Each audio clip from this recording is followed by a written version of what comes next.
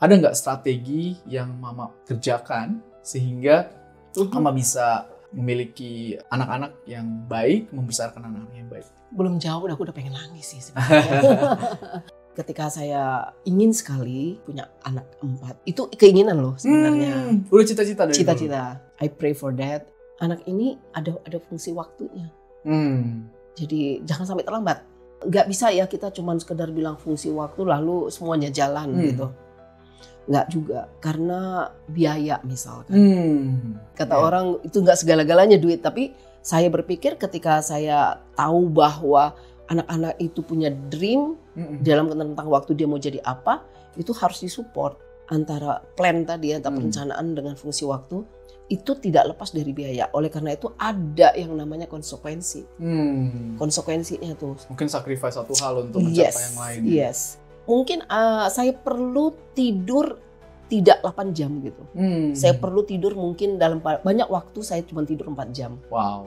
Saya nggak bisa membayangkan kalau saya tidur cukup, tapi saya nggak punya uang untuk melihat mereka senyum. Saya pikir saya nggak akan sehat juga. Setiap kali saya mau mundur 1 detik sebelum saya mau marah, saya selalu ganti marah itu menjadi I love you gitu. Mereka harus tahu bahwa ada yang setiap hari berkali-kali ibunya mengatakan bahwa biar mereka semuanya berapa banyak pun yang nggak suka sama saya, ada 1 orang yang tetap di sisinya mereka dan menyatakan I love you. Bisa cerita nggak peran Tuhan atau peran spiritual dalam kehidupan Mama? Gak usah anak ya. Saya sendiri merasakan perjuangan itu berat ya. Persoalannya adalah saya tahu bahwa saya tidak sempurna. Dan saya tahu yang sempurna itu siapa. Sering-sering yang menghancurkan langkah baik saya maupun yang saya lihat dari beberapa orang adalah karena ada rasa takut. Rasa takut. Rasa takut. Kata takut itu dilarang. Jangan takut.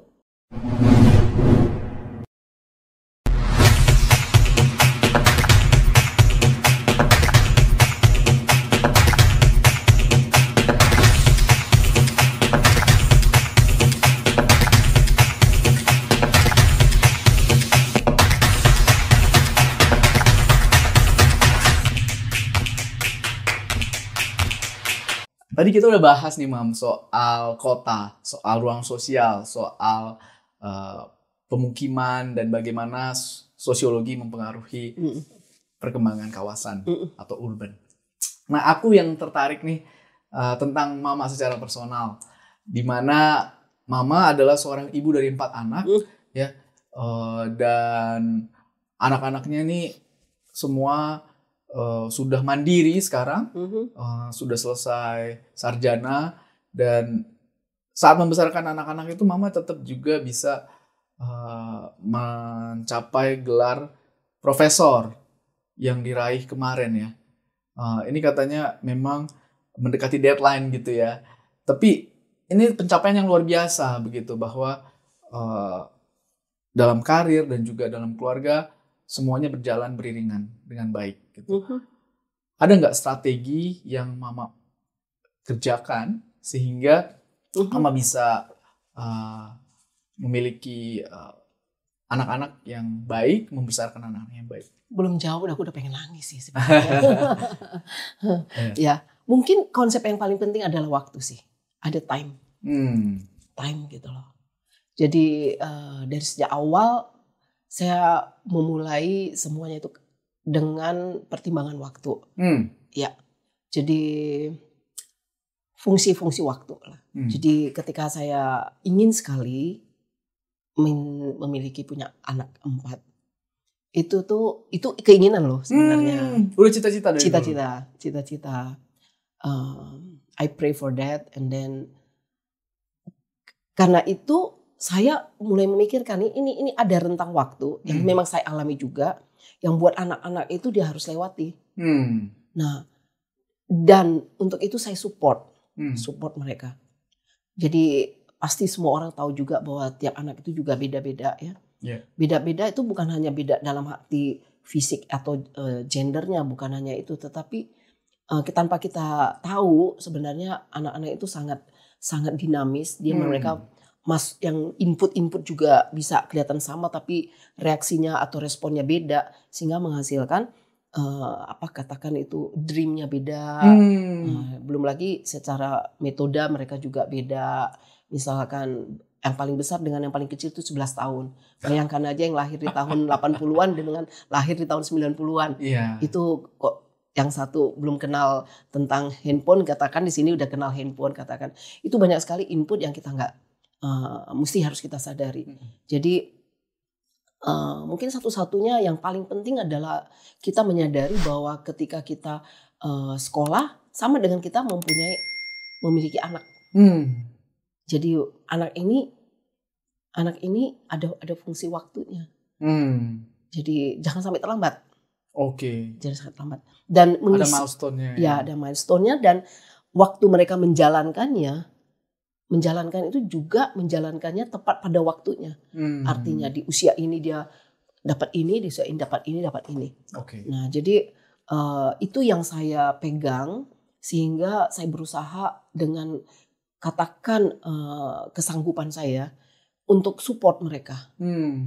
Nah, di samping itu saya mengerti bahwa karena tadi tidak sama, oleh karena itu saya menerapkan hal yang kedua adalah pengertian bahwa nggak sama, sehingga saya nggak pernah membuat. Nah, saya pencinta yang namanya keberagaman. Ya, itu tadi seperti modernity dan locality. Jadi modernity itu emang dia benar-benar fokus kepada keseragaman. Locality keberagaman. Nah, so that's why saya ngeliat anak-anak ini beragam sangat dong. Beragam, sangat ya, beda. Jadi perlu understanding dengan seluruh aspek-aspeknya dia gitu. Gendernya dia, usia dia, karakternya dia. Even kita ngajarkan hal yang sama, tetap berbeda. Nah, ini dia. Itu sih. Seru ya? Jadi kedua itu. Tapi tentunya di atasnya itu saya ngerasa ini adalah gift ya. Jadi oleh karena itu saya sayangi mereka. Dan saya berdoa. Dan di dalam doa itu saya pikir I love them. Like I loved and I love them. Jadi saya diberkati, saya juga memberkati. Nah, ini itu aja sih. Jadi waktu itu buat saya penting. Wah, menarik banget. Dengan fungsi waktu yang begitu krusial, ada nggak tantangan terbesar lainnya saat parenting? Boleh cerita nggak? Tantangannya sih memang nggak bisa ya kita cuman sekedar bilang fungsi waktu lalu semuanya jalan gitu. Nggak juga, karena kita biaya misalkan. Biaya itu satu hal yang penting banget. Kata orang itu nggak segala-galanya duit. Tapi saya berpikir ketika saya tahu bahwa anak-anak itu punya dream dalam tentang waktu dia mau jadi apa, itu harus disupport. Nah, satu-satunya support adalah orang tua sih sebenarnya yang bisa langsung terlihat gitu. Nah, oleh karenanya di situ yang saya dengan cara saya yang saya bisa dan saya jalanin tiap hari, itu saya mensupport mereka dengan biaya-biaya yang diperlukan. Saya pikir semua orang tua kayak gitu sih. Saya orang tua, tapi kalau mau didefinisikan sih sebenarnya antara plan tadi, antara perencanaan dengan fungsi waktu itu tidak lepas dari biaya. Oleh karena itu ada yang namanya konsekuensi. Konsekuensinya tuh. Mungkin sacrifice satu hal untuk mencapai yang lain. Nah, jadi mungkin kita perlu bisik-bisikin ya apa yang saya lakukan ya. Jadi mestinya kalau dalam tadi tantangan itu untuk saya pribadi, untuk Bapak juga mungkin saya perlu tidur tidak 8 jam gitu. Saya perlu tidur mungkin dalam banyak waktu saya cuma tidur 4 jam. Dalam tidur 4 jam. Tapi yang membuat saya sehat adalah ketika saya lihat mereka saya happy. Gitu. Jadi happiness-nya itu sebenarnya yang membuat saya lebih sehat, bukan tidurnya. Saya nggak bisa membayangkan kalau saya tidur cukup, tapi saya nggak punya uang untuk melihat mereka senyum. Itu saya pikir saya nggak akan sehat juga. Jadi ada sacrifice, ada yang harus saya perjuangkan juga. Saya korbankan waktu saya. Nah, mungkin itu nggak terlalu terlihat gitu sih. nggak terlalu lihat karena anak-anak udah pada tidur kan, saya nggak tidur nih. Wah. Anak-anak nggak tidur, Iya. saya nggak tidur. Nah di situ yang saya perjuangkan semuanya, baik untuk pekerjaan saya, yang saya tadi siang nggak siapkan itu saya harus siapkan untuk besok, Iya. gitu. Terus kemudian saya harus siapkan pakaian sekolah mereka, terus Wow. kemudian apa-apa walaupun sederhana, tetapi itu ada waktu kan untuk menyiapkan itu. Iya. Besok pagi harusnya nih. Jadi waktu-waktu itu saya harus kejar untuk anak-anak itu tidak membatasi atau mengorbankan plan-plannya mereka. Apa hal-hal unik yang mungkin Mama terapkan dalam parenting atau keluarga yang mungkin berbeda dengan keluarga lain? So far sebenarnya sama aja ya, kalau cari-cari sama aja. Kalau semua orang tua sayang kan sama anaknya pasti ya. Ya hal yang unik saya dari sejak awal pertama bilang gini, nggak ada satupun perbedaan di antara mereka sama. Walaupun perbedaannya itu yang 1 5 tahun, kemudian ada 2 tahun, ada yang kedua ketiga 2 tahun lebih, antara ketiga dan keempat tuh 4 tahun. Jadi yang pertama dengan yang terakhir itu 11 tahun ya. Iya. Jadi dalam 11 tahun tuh saya sebenarnya masih tetap berjuang, bahkan yang terakhir ini juga masih baby dan segala macam. Iya. Waktu saya sekian belas tahun itu tuh for anak saya kan. Jadi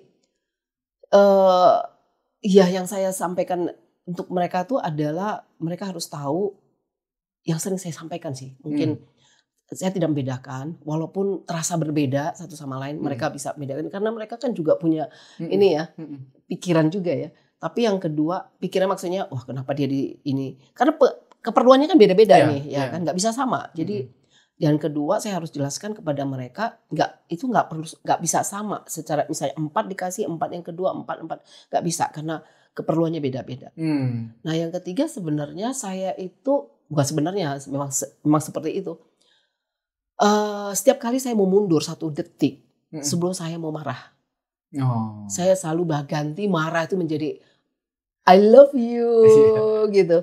Karena saya tahu bahwa manusia itu, anak-anak khususnya, itu tuh perlu pernyataan atau menyadari bahwa di luar sana, di luar pagar itu tuh saya dengan kecilnya mereka, mungkin remaja juga, itu tantangan mereka berat. Saya sadar banget bahwa mereka harus tahu bahwa ada yang setiap hari berkali-kali ibunya mengatakan bahwa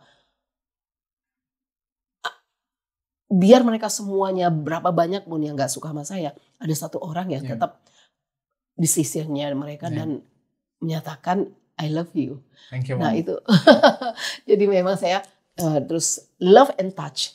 Jadi touch itu memang saya teruskan. Jadi memang kita tuh terus touch satu sama lain, dan saya nggak tahu bagaimana orang melihat kita tuh touch satu sama lain tuh banyak banget. Ketika kita berkumpul itu tuh benar-benar bisa nempel. Jadi bukan cuma bilang saya menghormati dia, saya appreciate dia, tapi touch itu saya dapatkan juga dari beberapa orang yang saya pelajari. Touch itu benar-benar berguna banget di dalam perkembangan anak. Iya, berguna. Itu aja sih yang saya terapkan. Mungkin Mora tahu lah.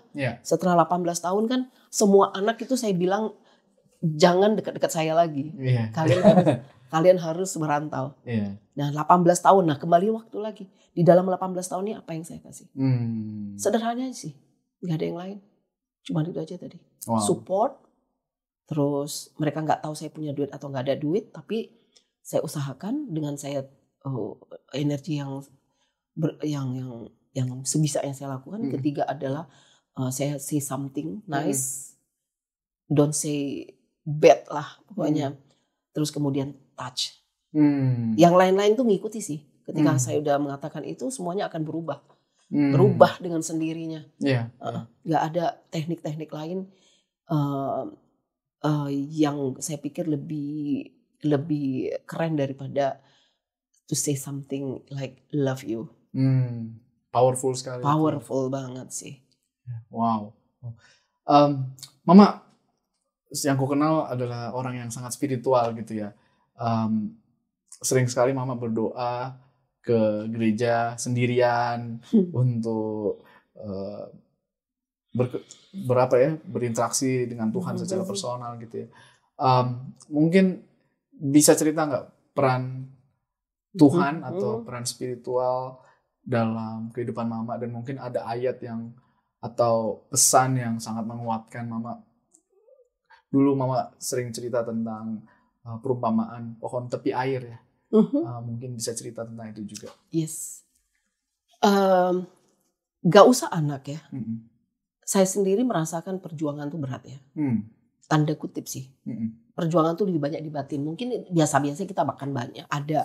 Tetapi lebih kan ada kenapa, gimana, yang kayak gitu itu benar-benar tricky banget di dalam otak kita gitu loh. Ini banyak banget yang tricky yang sebenarnya nggak gitu tapi kita pikirkan seperti itu dan lain-lain.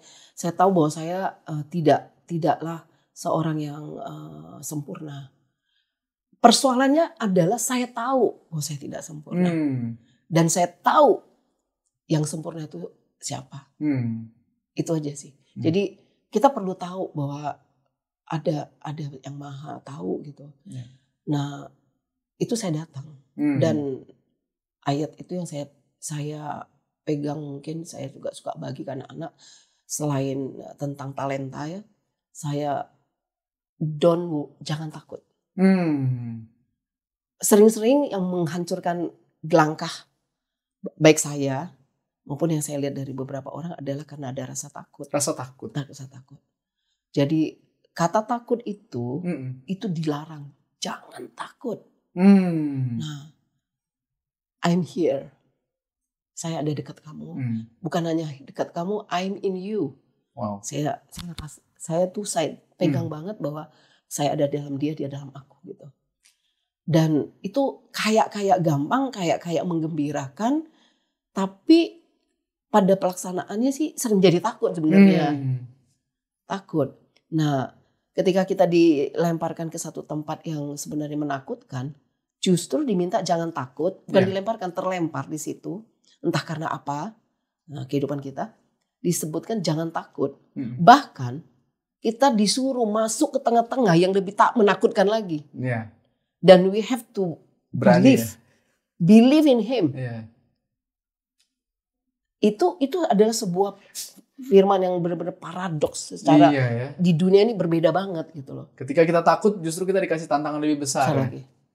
Nah, kalau kita takut tuh jangan dekat-dekat situ dong. Cari tempat aman dong. Ini. Tapi bukan berarti berantem, takut itu artinya berantem. Oh, jangan takut sama orang berantem. Enggak. Ini tantangan.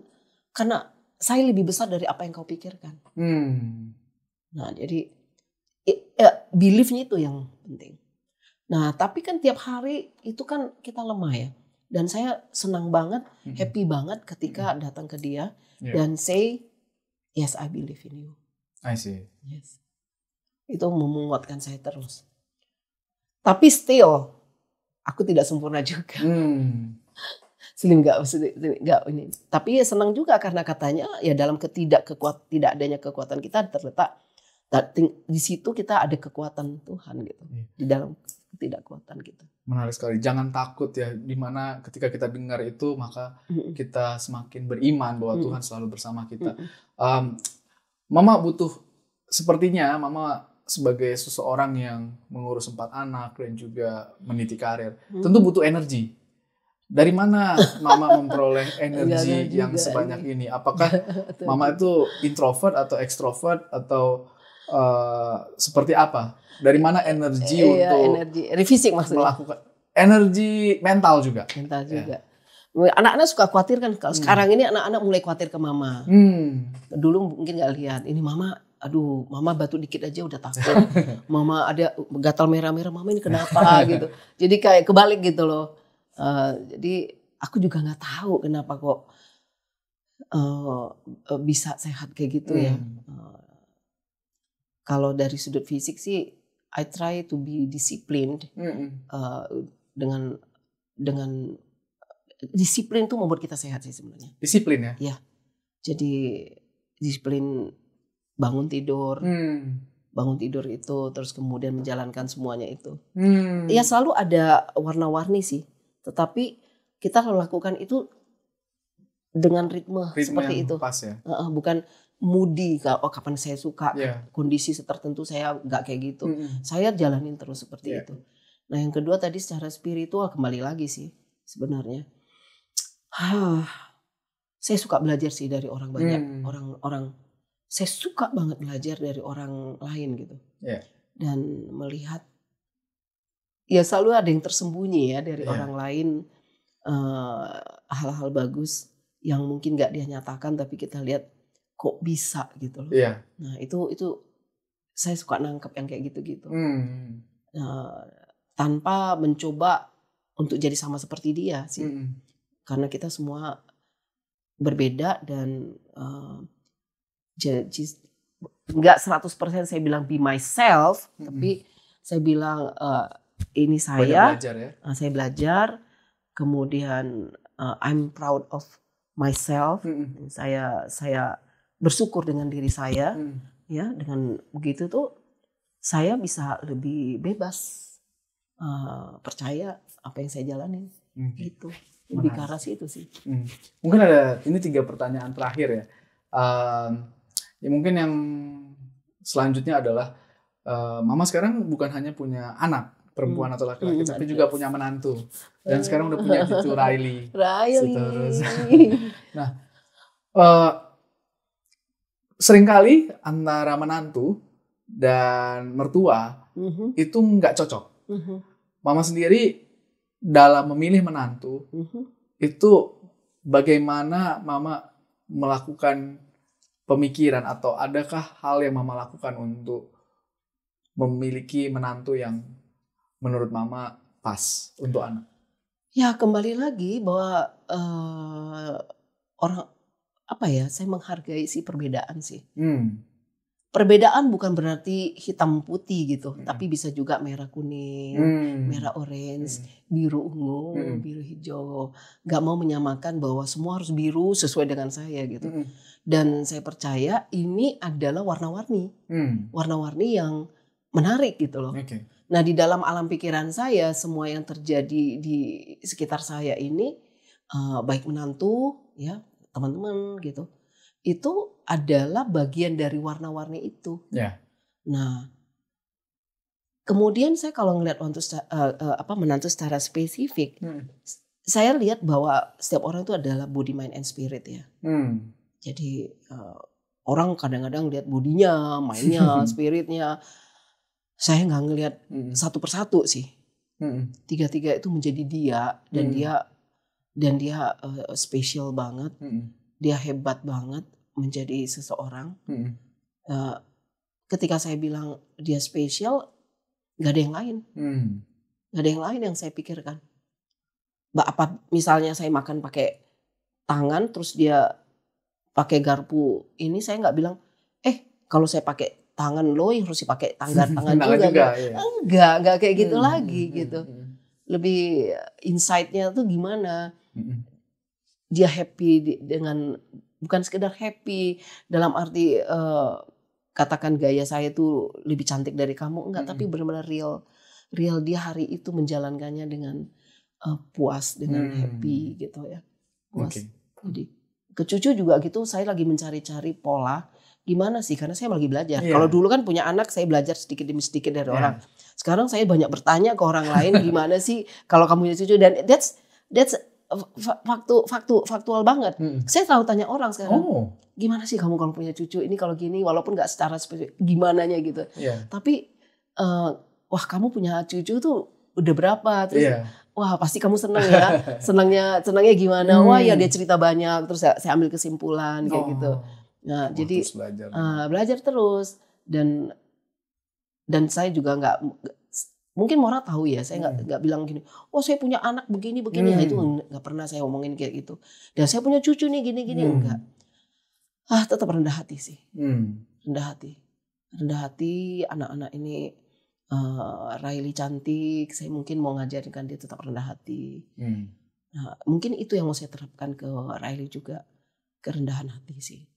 Nah, ke anak-anak juga rendah hati gitu kan.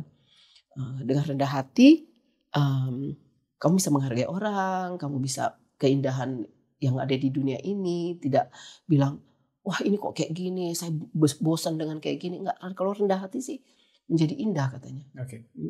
Wah, menarik banget. Pertanyaan yang selanjutnya nih Mam, sangat curious soalnya. Setelah melewati dan mencapai banyak hal dalam hidup Mama, di umur sekian, masih adakah yang ingin Mama capai secara personal maupun keluarga? Ada, itu kayak lebih ke pribadi sih. Karena untuk anak-anak sih udah kayaknya ya. Dan saya coba-coba juga kalau misalnya anak-anak ini gini, oh dia udah punya cara sendiri, dia punya impian sendiri. Bahkan dari 4 anak itu nggak ada yang di Medan, udah punya gaya sendiri, udah punya gaya sendiri. Dan saya nggak mau juga bilang kalian harus di Medan. 3 di Jakarta, 1 Singapura ya. Iya. Dan kamu dulu di mana gitu kan. Terus ada sih. Lebih saya suka banget dengan katakan seni sih. Saya pengen punya galeri, saya pengen galeri tapi juga secara produk dia bisa menghasilkan gitu. Wow. Sorry. Dan hospitality salah satu kesukaan saya sih sebenarnya. Seperti hotel gitu. How to serve people gitu loh. Dalam bentuk seni juga, boleh juga tentang yang kayak gitu, arsitektural gitu. Nampaknya sih Mama agak keras sih ya, tapi saya suka banget membuat orang, kalau bisa orang itu seneng gitu loh. Hospitality. Jadi itu belum bisa saya terapkan in my own business gitu. Jadi masih plan-plan gitu kan, mungkin nggak tahu juga kalau misalnya itu masih tetap seperti sekarang dan kemudian bertumbuh dikit-dikit, ya kita bekerja lah untuk itu. Iya, menarik sekali. Semoga tercapai cita-citanya di bidang seni, Mam. Iya. Ini yang terakhir, Mam. Tentu banyak sekali pendengar podcast Hive Intelligence ini umurnya mungkin masih muda, mungkin ada yang akan menikah atau sudah menikah dan ingin punya anak atau sudah punya anak. Buat ibu-ibu yang muda di sana yang mungkin juga punya karir, apa advice Mama buat mereka untuk menikmati hidupnya dan sekaligus mencapai cita-citanya?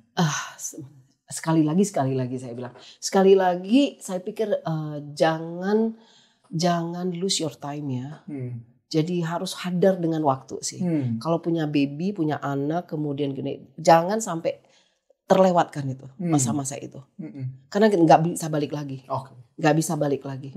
Jadi itu benar-benar dinikmati baik-baik, dibangun baik-baik, karena nggak mungkin balik lagi waktu ya.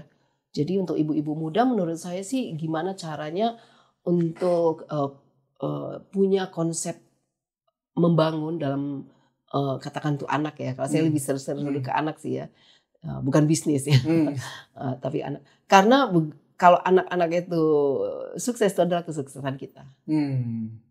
Jadi the image of mom is the children. Wow. Jadi children itu, anak-anak itu adalah menggambarkan image-nya siapa ibu itu. Nah itu mungkin saya terlalu percaya soal itu. Mungkin kawan-kawan yang lain bisa menambahkan. Tapi yang saya terapkan itu ini gimana jangan sampai saya menyesal gitu. Karena waktu berjalan terus. Kalau duit saya pikir misalnya mau beli apa gitu, nanti kayaknya bisa deh. Tapi kalau waktu, makanya saya Mama yang ngantar-ngantarin dari TK sampai SMA, saya ngantarin pulang, antar jemput anak, kursus itu semua saya antarin, mau ke olahraga kemana, mau beli apa kemana. Saya Mama selalu ada di mobil dengan 3 anak-anak di mobil, apapun yang mereka inginkan, saya ada dengan kalian.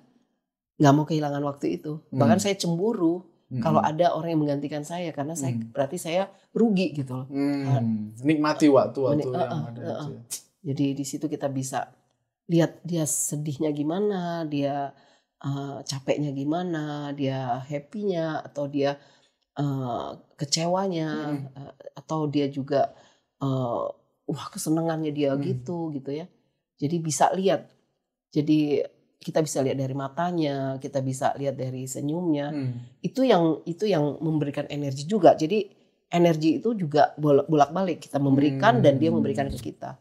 Jadi waktu, jangan sampai kehilangan waktu. Tiba-tiba anak-anak kita udah gede, apa yang terjadi kemarin 3 tahun waktu SMP kita terlewat gitu. Sayang sekali. Iya, bahkan dari TK. Iya, dari TK gitu Baik. aja sih. Makasih Mama untuk semuanya. Thank you udah datang ke podcast ini, Mam. Iya. Teman-teman semua, terima kasih telah mengikuti terus Hive Intelligence Podcast. Kita akan kembali dengan tentunya tamu-tamu yang spesial berikutnya untuk belajar tentang kepemimpinan, ekonomi, dan keuangan. Sampai jumpa teman-teman. Bye-bye.